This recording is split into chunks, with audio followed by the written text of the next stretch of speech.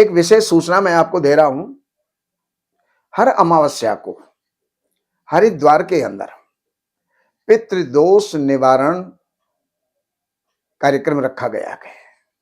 तो जिसको भी किसी ने कोई पितृदोष बताया है या पितृदोष है या आपके कोई भी अड़चने हैं, कारोबार में अड़चने हैं, संतान में अड़चने हैं, पढ़ाई में अड़चने हैं, घर में सुख शांति नहीं रहती है, तो पितृदोष निवारण के लिए हर अमावस्या हमारा आयोजन हरिद्वार में होगा। उसमें आप नाम लिखा करके और लाभ ले सकते हैं।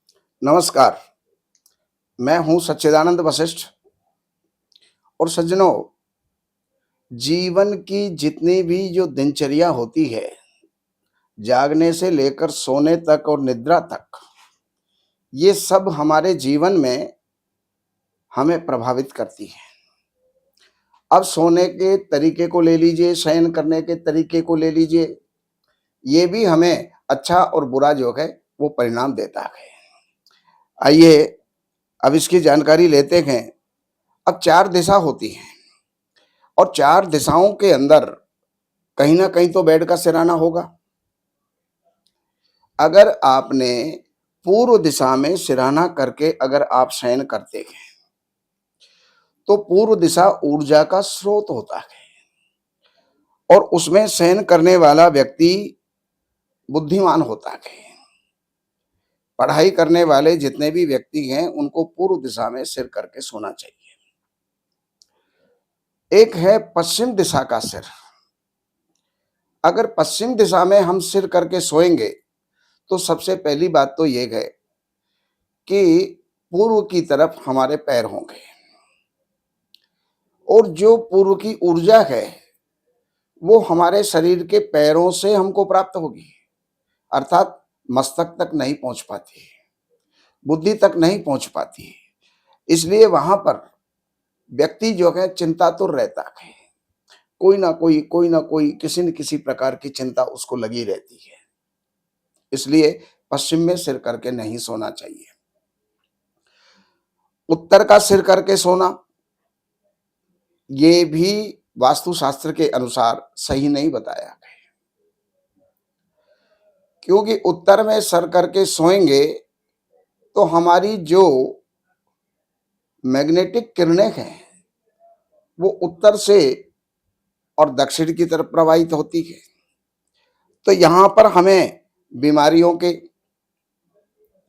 परेशानियों के, इनके कष्ट हमें झेलने पड़ते हैं, यानी आयु हमारी क्षीण होती है। और एक है दक्षिण का सिरहाना। तो दक्षिण में अगर हम सिरहाना करके सोते गए तो आयु भी अच्छी होती है, स्वास्थ्य भी अच्छा होता है।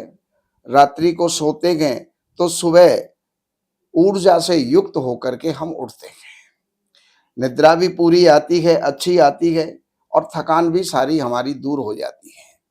इसलिए दक्षिण में सिर करके सोना चाहिए।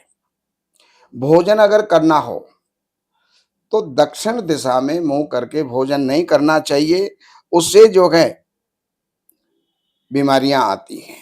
दक्षिण दिशा की तरफ ही मुंह करके अगर भोजन पकाया जाता है तो भोजन पकाने वाली या पकाने वाला वो भी स्वस्थ नहीं रहता और उस भोजन को करने वाले भी प्रायः स्वस्थ नहीं रहते हैं।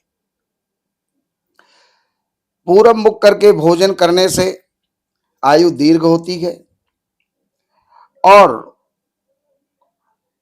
पूरब मुख करके, पश्चिम मुख करके दातुन हमें करना चाहिए।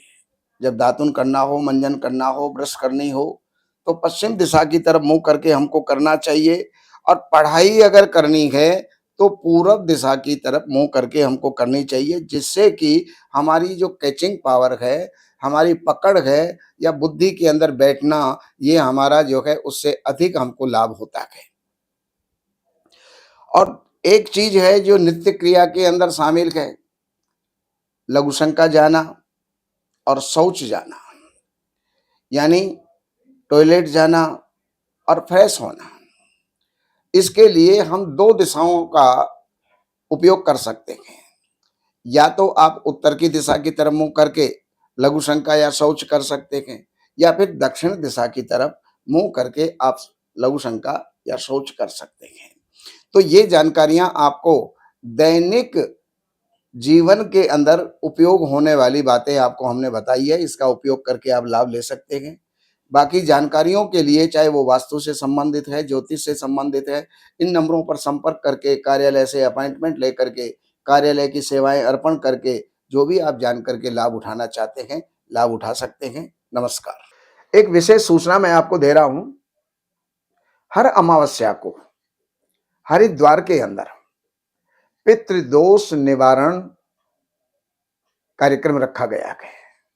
तो जिसको भी किसी ने कोई पितृदोष बताया है या पितृदोष है या आपके कोई भी अड़चने हैं, कारोबार में अड़चने हैं, संतान में अड़चने हैं, पढ़ाई में अड़चने हैं, घर में सुख शांति नहीं रहती है, तो पितृदोष निवारण के लिए हर अमावस्या हमारा आयोजन हरिद्वार में होगा। उसमें आप नाम लिखा करके और लाभ ले सकते हैं।